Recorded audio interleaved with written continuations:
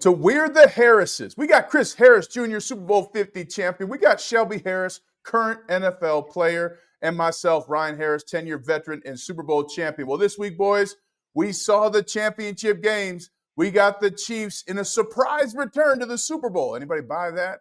Going against the Eagles, a matchup we've seen before. What'd you guys make of the championship game? Just like we said before, if you're going to beat the Chiefs, you have to really beat the Chiefs. The Bills had multiple chances, and it just didn't come through. And especially at the end, man, if I'm Josh Allen, I got to be hot. It's been a lot of this around the league where it comes down to a certain play, and if you're going to be that playmaker, you got to be able to make that play. It's just it's too much of this around the league where obviously we want to try to save our teammates back, but it just needs to be the person who dropped the ball needs to be like, no, this is my fault. Like, this is all on me. I got to catch the ball. Just like when a kicker misses a kick to take us to the next round. Like, it's that type of responsibility. We can't have our whole season, our whole season of work comes down to one play. And, and that's the difference between the Chiefs and everyone else. Whenever it comes down to the Chiefs, they make that one play. And everyone else, they always seem to fail. So, man, you gotta be kicking yourself if you're the Bills, though, because you had so many chances to take control of that game. Right, and you got to feel bad for Josh Allen going 0 for 4 versus Mahomes, and they got to figure out a way to win, to do better in the regular season so they can keep stop themselves from going to Arrowhead, right? Mahomes is not losing there, especially in the AFC Championships with this track record. So the Bills, they got to regroup, especially on defense, I believe. That's what really let them down. They probably need a couple more surefire weapons. They need a true number one receiver. I don't think Amari Cooper got it done for those guys like I expected him to do. I thought he would be a big help, but they didn't really use him like other teams have. And so they need a number one guy, Josh Allen does, and they need a much more improved defense if they're going to be able to, beat the Chiefs or be able to even, continue to stick with the Ravens and battle those guys because I think the Ravens are going to be even better next year. So that's what the Bills got to do. They got to regroup on defense and get this guy some more weapons on offense. I'm with you. I just couldn't believe the lack of pass rush on Patrick Mahomes with the Bills. And defensively, this has been an issue consistently. I mean, for those going 0 for 4, if you're Josh Allen in the playoffs, that also means that what I've seen is the last 2 times that they played at Arrowhead, he's been on the bench while the Chiefs won the game, right? So if you're Josh Allen, it's a tough place to be because you did everything you could. Right, you tried, you hit all your receivers, you ran the ball well. To me, the Bills offensively went away from running the ball way too early in that fourth quarter. They went 3 straight pass plays, took off about a minute of the clock. You got to run the ball there, especially when they were eating yards running the ball. So that's, again, a classic example of coaches not ready for the moment and how it presented itself for the Bills is the offensive coordinator started calling pass plays because he was so excited to win the game. You win the game by running the ball. But then, boys, we saw between the Eagles and the Commanders a turnover fest, the Eagles benefiting. And, Chris, you said that the Ravens are going to get better next year. Well, I think the Eagles are the Ravens team that we thought they were going to be, right? I mean, they got Saquon Barkley. Yeah. They made the right choice there. And Jalen Hurts was fantastic. But I felt bad because with all the turnovers, we really didn't get to see the Commanders team I thought we would see. What do you guys think? Man, with the Commanders, it's all about turnovers, right? Jaden Daniels, I thought he played solid. He did what he could, but the vets, like you expect the vets to turn their game up another level, but we kind of let him down, right? Fumbles, all over the field. And when you do that in Philly, once that crowd gets in the game, they're tough to beat, man. They're hard to stop once that crowd gets in them. And when you go there, you want to get them out the game immediately, right? You got to start fast when you go to Philly. And those turnovers just killed them. Saquon running all over the field, right? He's man. You might have to put him up there. He might have to win the MVP. Shelby been saying it all year, but because he hadn't stopped, he's still dominant, right? Like he was all season. So, man, shout out to Saquon. Even that Eagles defense, right? My one of my best coaches when it comes to just sitting in the room And watching him coach defensive linemen, you might not like him. Everybody might not like him, but Vic Fangio was one of the best D-line coaches I've ever been around and seeing him. So that's why you can see a Jalen Carter turn his game up to another level because he has Fangio, right? So just seeing the Eagles, man, those guys are definitely playing much improved defense. And, shout out to Fangio getting a chance to go to the Super Bowl. But, they're the run ends now, Chiefs three-peat, man. It's Patrick Mahomes time. So they had a good run. Man, De'Aaron Payne, I would say was missing for the Commanders. When they're missing that big man up front, and it fell apart after that. No one else could really step up and stop Saquon. And when you start the game like how you did, you starting off with 60-yard runs, and that got to be demoralizing for your defense. And then turnovers. We all know turnovers, man. We experienced this last year when I was in Cleveland when we played Houston. You turn the ball over too much, it's really impossible, no matter how good you play on offense. Like it's impossible to come up, the really stop that from making you lose the game. It's hard. You talking about multiple turnovers over and over and over again, fumbles, and just that's. And then that one kickoff return fumble, that is really what I thought. I was like, this game's going to get out of hand right before the half. Like, this is going to make the game get out of hand. So it's just, it showed that the Eagles were just ready for the moment, and the Commanders weren't. It seemed like they were just happy to be there, and that sucks because Jaden Daniels really worked his ass off to get to that point, and the whole team had. But then for them to go out there and give up 50+ points in the playoffs, that's going to leave a sour taste in your mouth any way you split it. So that was just a tough game all around for the Commanders. They did not live up to anything that they had been doing before, and it just showed that they really weren't experienced in that position. But for second down, we always talk about, I'm not lucky enough, but you guys are blessed enough to be able to make it to the Super Bowl, and the prep that goes into it. I have no clue about it, so I want to hear it from y'all. What did it take? The prep, the recovery aspect of it, because you're playing more games than everybody else. How is it that you get yourself 100% ready to play for the Super Bowl? Yeah, you got to really go hard that first week. Mm-hmm. So that second week can kind of be you relax, the game plan. You're kind of like moving in muscle memory, right? It's like, I know I'm supposed to be here on this coverage, and I'm automatically there because I've been doing it in repetition so many times in that first week. And just you're preparing. Like me, I watched every game that the Panthers played, before I even went to San Francisco.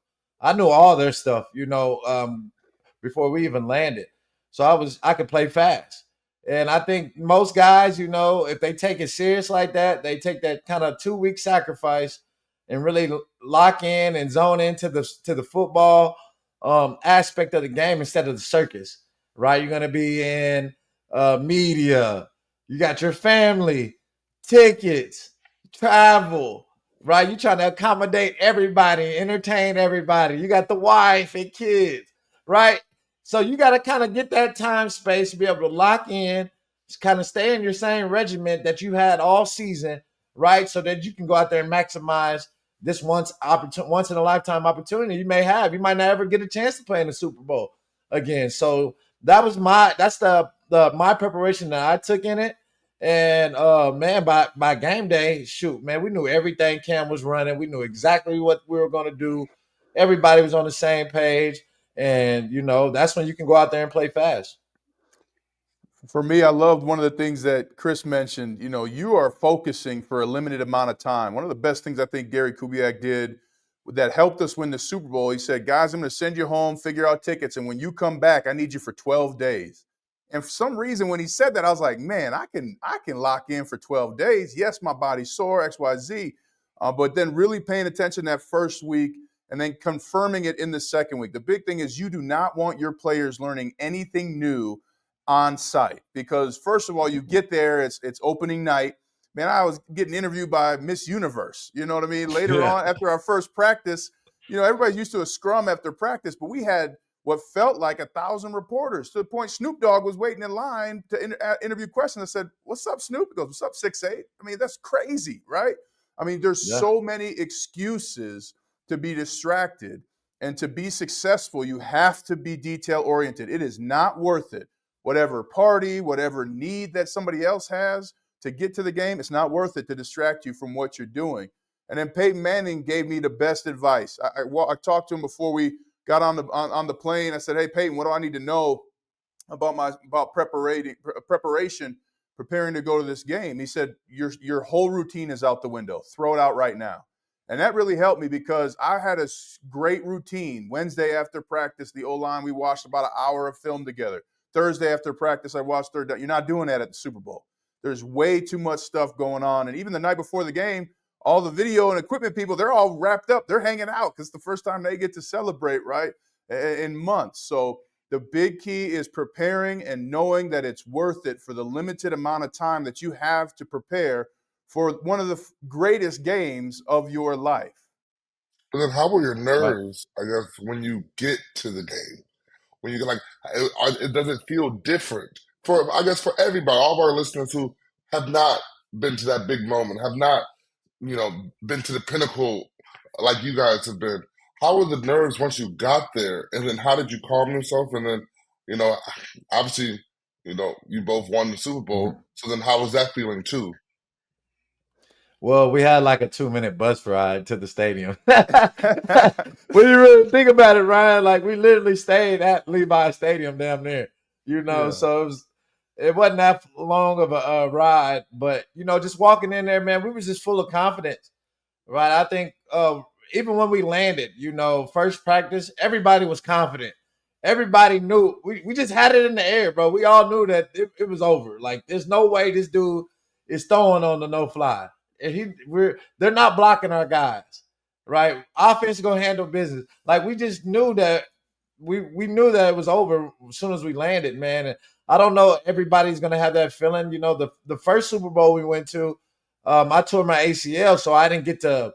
The players that were injured didn't travel with the team. So I don't know what was going on during that experience, right? But the second, my experience, hey, we were ready to go. It wasn't really a lot of jitters. We were very confident. We had a more of we walked in the ring like Floyd, kind of. How he knows he's not going to get beat tonight. I think it was, when we landed, we were pounding. Me and Malik Jackson were screaming, "The champ is here!" We were just pounding on that. Shout out to Bus 3 for all the homies that were on it, man. And Yeah. but it was a different feeling, and it wasn't nerves in terms of like, oh, I don't know what's going to happen. It's just surreal to literally before the game, you're like, either this is going to be the greatest game of my life, Mhm. or this is going to be my biggest failure. And that feeling was just like, whoa, what? That's a new feeling before a game, right?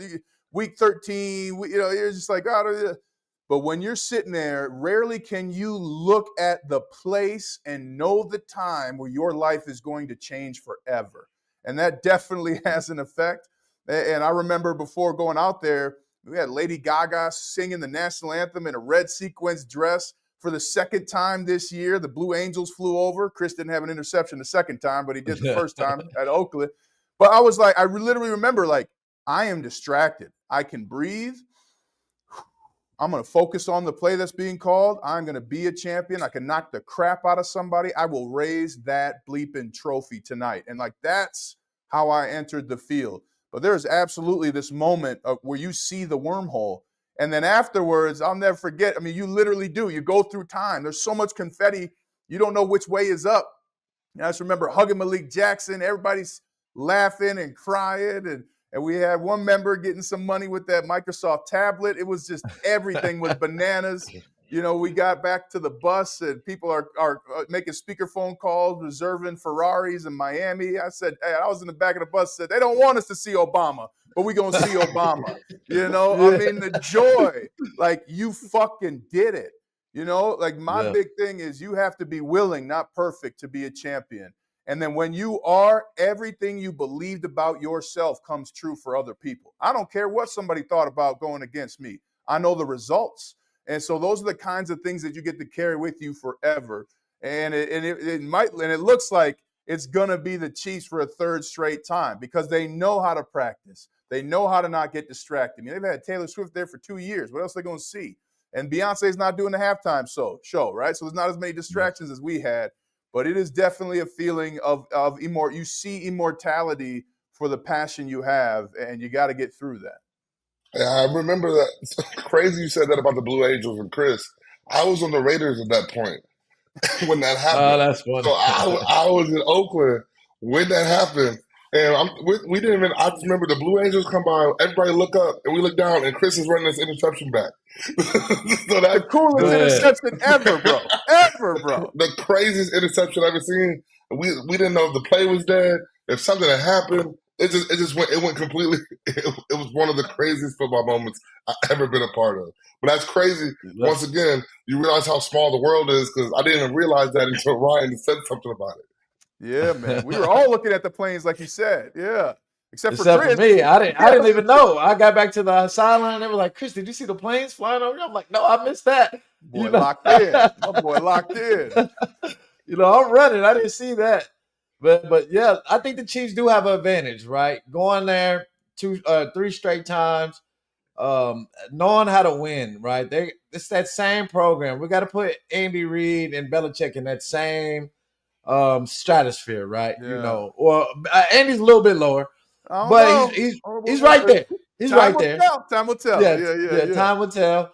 But the way they prepare, the way they know how to finish games, the way they play situational football that's the new standard, right? And we knew every time we played Brady and we played Bill, we had to be on every situation. We had to be on point, right? Because they were masters at that, and that's what we can see with the Chiefs, man. They're out coaching everybody, outplaying everybody, smarting them, and they just know how to close games. They have confidence, and when you have a guy like Mahomes, you feel like you can win every game, right? So every game they have that confidence, and it's gonna be hard for the Eagles to knock them boys off, man.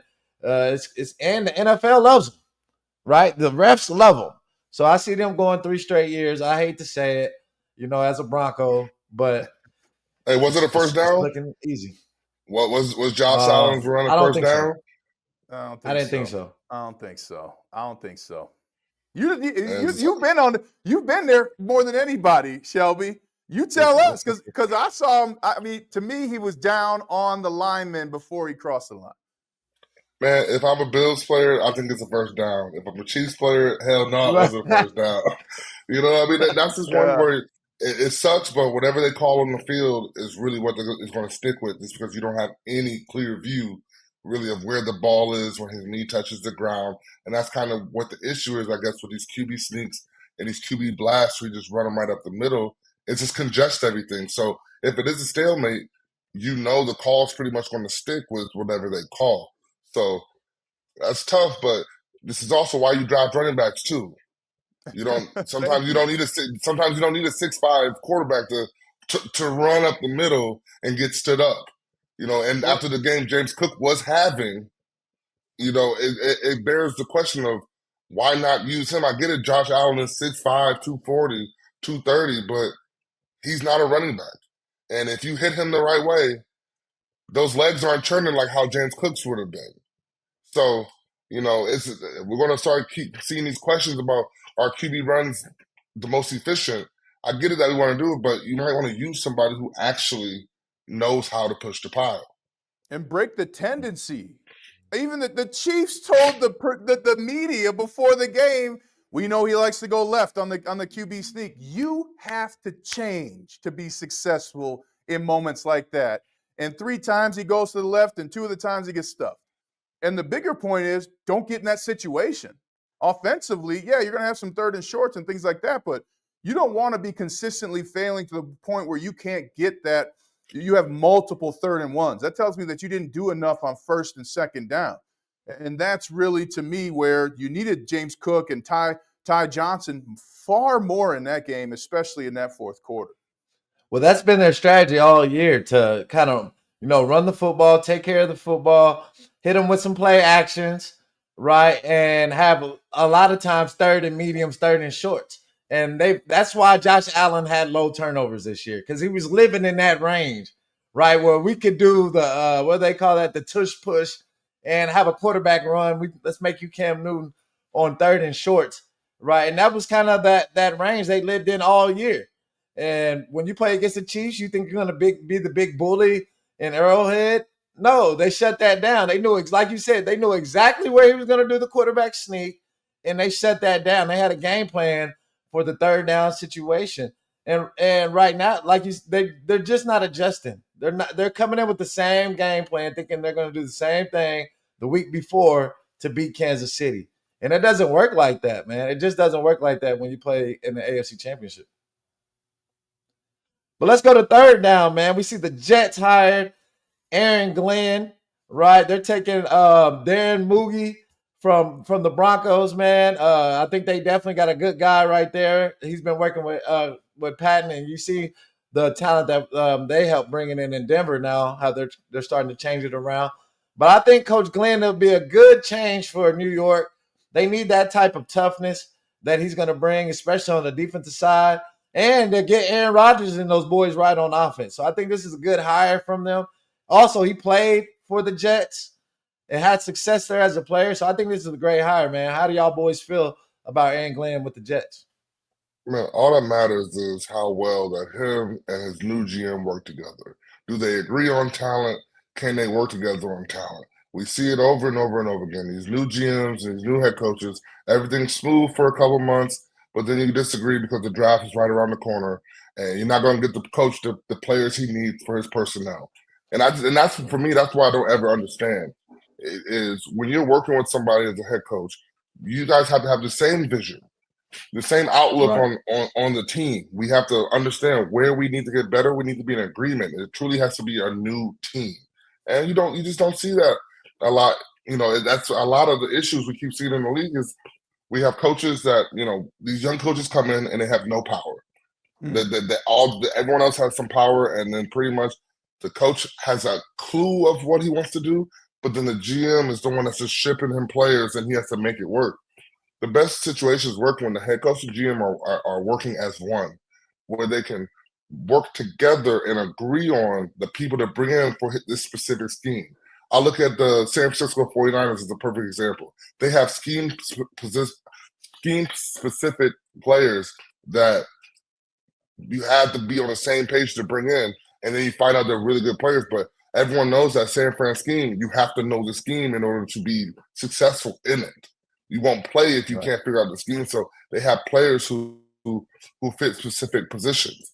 But that's the thing. That's what you look at, and you see a good head coach GM pairing, and that's what we hope is for the Jets, that him and Mogi can really get together and make the best roster. Now it'll be very interesting to see how they work with Aaron Rodgers, if he's going to be there or if he's going to be gone.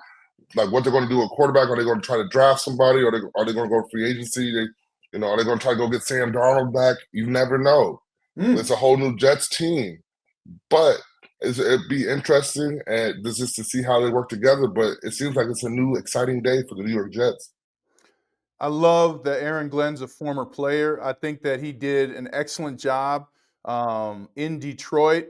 And then Darren Moogie, also a player. So to your point, Shelby, like the biggest miss I think people make in the NFL, I want somebody who actually played the game to evaluate the talent. I don't want to know you read a book on offensive linemen and that you have your pinpoints of precision. No, I need to know that you understand the game. And so as a player, you love having a former player as a head coach. And what that does is it changes everything from the play calls to the schedule to the excuses that are made, right? And to the accountability that is shown. Because as a former player, coaches make mistakes too. And if your coach is going to go up there and talk about all the mistakes we made in the loss, you better talk about your mistakes as well.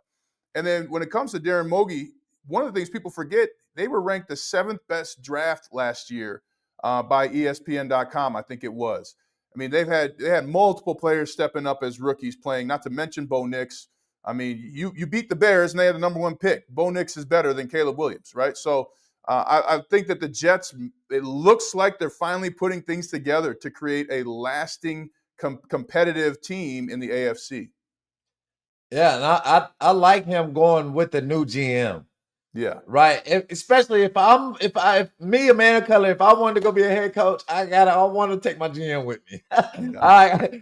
Can we get a package deal with that, because other than that, you probably only have 2 years, 1 to 2 years now in that success range. If you don't do good, you're out of there fast. So I think it's great that Glenn can bring his own GM, and he's in the organization that he's played for. And the other guy, like you said, he's Moogie. He's played in the league. You got double experience from playing experience. I think this is exactly what the Jets needed. They needed this, right? They didn't need a Rex Ryan again. I wasn't bought in on that. Or an offensive system, I don't believe. I think this is the perfect hire to have Coach Glenn. I think he's prepared for it. I mean, the things they're doing in Detroit with the defensive players, he didn't have any of his guys healthy this year. Starters down, yeah, and he still was in that game, yeah. Right. Now give him the Jets defensive guys who underperformed last year. Hey. Right? He walked in with some established defense, right? That's been in the top 5 out the gate. Now he can really just really get the offense solidified and bring more pieces, man. I like what they're gonna do in the future. So if I'm gonna be a head coach, man, hey, let me bring my own GM. Yeah. Right? That's the best way to do it. And let me make Raiders hired. Oh, did you have something else to say? No, on that? Go ahead. The Raiders hired 73-year-old Pete Carroll. Right? Does he have it? How much left does Pete Carroll have in the tank to be able to coach the Las Vegas Raiders? He's got enough, man. He don't doubt this man. This man chews more bubble gum in a day than you have in your life. He moves constantly. I mean, Shelby, I know you got to play for him, so I know that you have an opportunity there to talk about what the culture he built. But, man, you're talking about a young coach. He actually recruited me out of high school. He drove me when he was the head coach at USC. But one of the things I know you're going to talk about, Shelby, he talks about always compete. He wants a competitive environment. And I think that Raiders team, and I hate to say it, I love people. I hate Raiders fans, right? But it's something where, hey, I'm glad that they got Pete Carroll, because that's going to make that's now the most competitive division with the most championship rings by head coaches in the NFL. Man, I don't know if Pete Carroll just likes to compete because it has Pete in it, but I swear that's his word though. He's just nonstop about compete. But that's the thing, Pete's gonna make you work. He's gonna make you work, and he's gonna instill that confidence in you, because that's what competing does. Competing instills confidence in you so that when it's time to actually go out there and play, you're already ready. There's no hesitations at all, because we've been competing at practice. We've been, you're competing, and then he'll put it on the big screen in the team meeting room like that. And that's what Pete does. Like, he fosters a competitive environment. But it'll just be interesting to see how quick the Raiders can turn around and become competitive, and what they're going to actually do at the quarterback position. Because, like you said, Pete's older, so he's not coming for a rebuild. He's coming to win games, and so it's some moves that need to be made. It's if you're a Raider fan, you got to be excited, because I don't see Pete Carroll taking his job if they didn't have a vision, if they didn't have some type of plan on how to be successful. So there's definitely going to be some splashes in Vegas, and whoever comes in, they got to be ready to compete. Maybe they have a coach in succession waiting, right? Yeah. Maybe they got a different plan that we might not know, because, I mean, what's the oldest a coach has coached in the NFL? Ooh, it's got to be Belichick. Wasn't Belichick like 74? I'm not sure. I don't know. Yeah, we got to check that, man. Come on. Hey, we need the stats right there. Yeah, where's our stats guy? So Pete going to be the oldest coach of all time. Yeah, can you really coach men at the age of getting up to 80? Right? He moves. Tell him how he moves, Shelby. He's moving fast, Like, he's got me believing. It's like, if you just keep moving around, if you just keep believing you're young, the power of belief in the mind is way greater than any age determination that you could ever think of. Because I'm telling you, at practice, Pete does sprints. He's over here throwing the football from 50 yards away, trying to get it into the basketball hoop. Pete does everything to stay young, and you can see it in his demeanor. And he's a perfect example of, just keep moving, and you'll stay young, you'll feel young, because that's just the way that Pete has always been.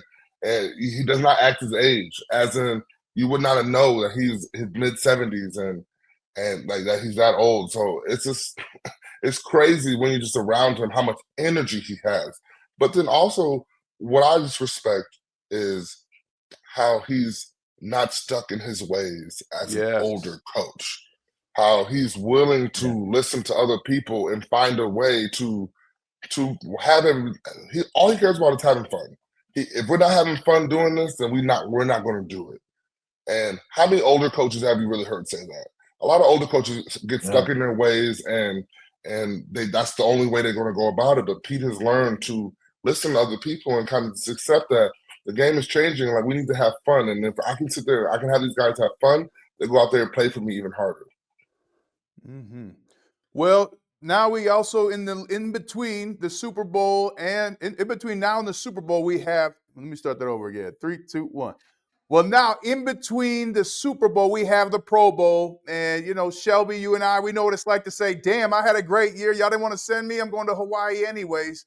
Chris Harris Jr., you've been in the Pro Bowl. Walk us through what it's like, and if you like this new setup that they Yeah. have here, and we'll get it started for fourth down. Man, I like the way we had it, man. Bringing the family in, and also being in the same like spot as everybody. Now I know they're in Vegas, or they have been in the past couple years. So guys are scattered, So the right? family ain't coming, huh? It's Family not ain't like coming. they're coming, but it's more, everybody's on the go. Yeah. Right. When we were in Disney, we were all in one hotel. Everybody was there. You can see everybody. Everybody's hanging out in the lounge. It's just us, right? They rent out the whole, Disney. They rent out the whole. What was the other? It's another studios they have out there. Yeah, Universal. Yeah, because they're down Universal. there in Orlando. Universal. They're in Orlando again this year. Yeah. Yeah, they rented that out. They're going back to Orlando this year, right? Yeah. Is that Yep. Yeah. Okay. So hopefully they get back to that, right? Making it more family oriented, and that was good. And practices are really just walkthroughs. You're not really practicing out there. Hey, don't tell us that. Don't tell us that, Yeah, huh, Shelby? I'm Don't tell us sorry. that. Well, now they're not even doing practicing. Now it's just like obstacle course games. Different type of games that they're playing, which could be fun. Especially for the D line, O line. It used to just be a free check for them. Those guys didn't block. They didn't move out there on the field. Unless you're going against J.J. Watt. J.J. Watt was out there every time trying to, And get Vaughn used to sacked. go hard too, man. Vaughn used to try to go get that car, man. He used Yeah, to man. run hard, try to sack the quarterbacks, man. But it was always fun, and it was just I always took it as just a time to get to know everybody around the league. Get to know your peers. Talk some mess. Hang out with those guys that you play against all the time. So with this new Pro Bowl, games, everything that we have, do you feel like this is the end game for the Pro Bowl? Is this what they want, or are we ever going to get back to a game, or what is the best way to really, handle the Pro Bowl? Because obviously, just like the NBA, you're having an all-star game. You have an all-star game problem where people really aren't excited for it because it's like, what are we watching? So how do we fix this? How do we make this exciting again? Money. Open up the checkbook. Yeah. Just to put the different bonuses out there. Well, say if you win, you get like 50,000, right?